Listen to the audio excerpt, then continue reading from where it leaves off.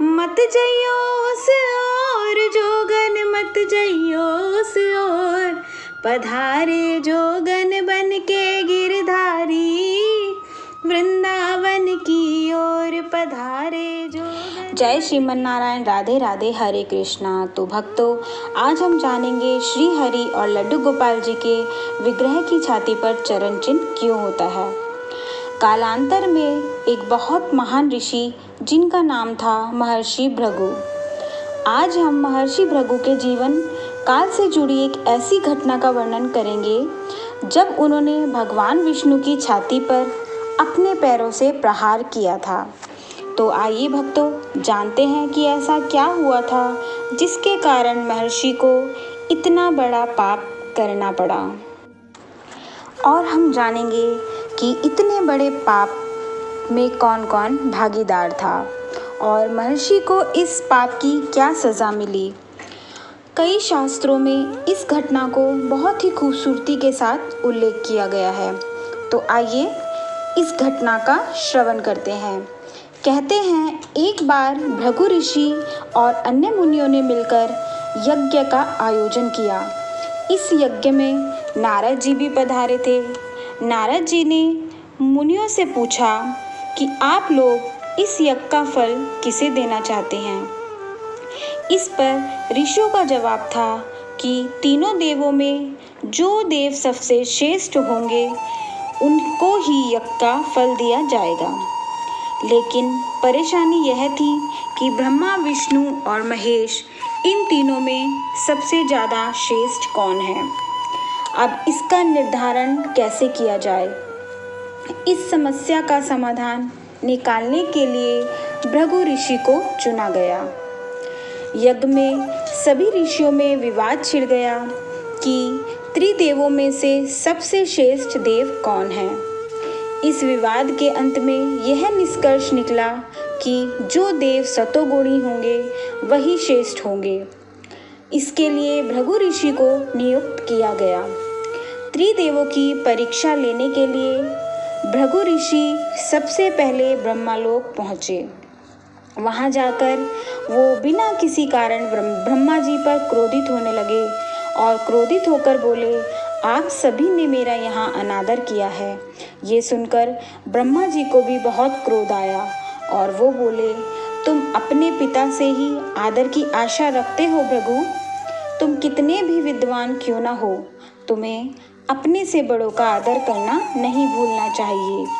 इस पर भृगु ऋषि ने कहा, क्षमा कीजिए भगवान, लेकिन आप क्रोधित हो गए और मैं तो बस इतना ही देख रहा था कि आपको क्रोध आता है या नहीं।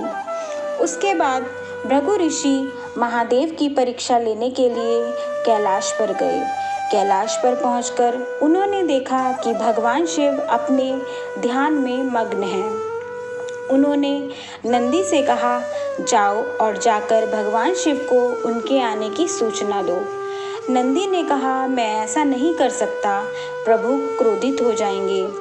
उसके बाद भृगु ऋषि स्वयं ही वहाँ चले गए जहाँ भगवान शिव ध्यान लगाकर अपने ध्यान में मग्न थे और वहाँ पहुंचकर भगवान शिव का आह्वान किया और बोले, कैलाश हो या कहीं भी, ऋषि मुनियों के लिए तो द्वार सदा खुले होते हैं।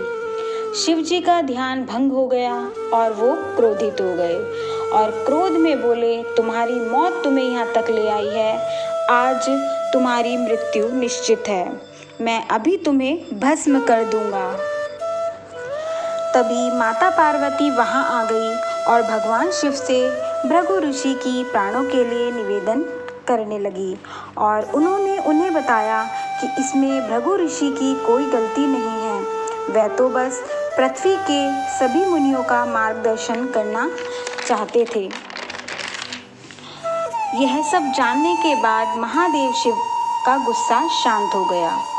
इसके बाद महर्षि वैकुंठ पहुँचे। वहाँ पहुंचकर उन्होंने देखा भगवान विष्णु निद्रा की अवस्था में थे। भृगु ऋषि को लगा कि उन्हें आता देख भगवान विष्णु ने जानबूझकर सोने का नाटक किया है। उन्होंने अपने दाहिने पैर से श्री विष्णु की छाती पर बहुत ही तेज प्रहार किया।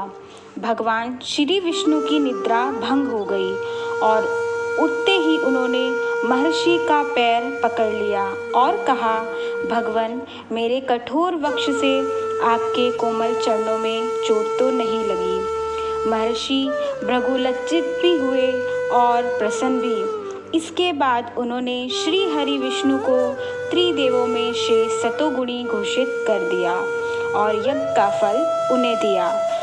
विष्णु जी के कृष्ण अवतार में आज भी लड्डू गोपाल और युगल सरकार की छाती में यह निशान पाया जाता है।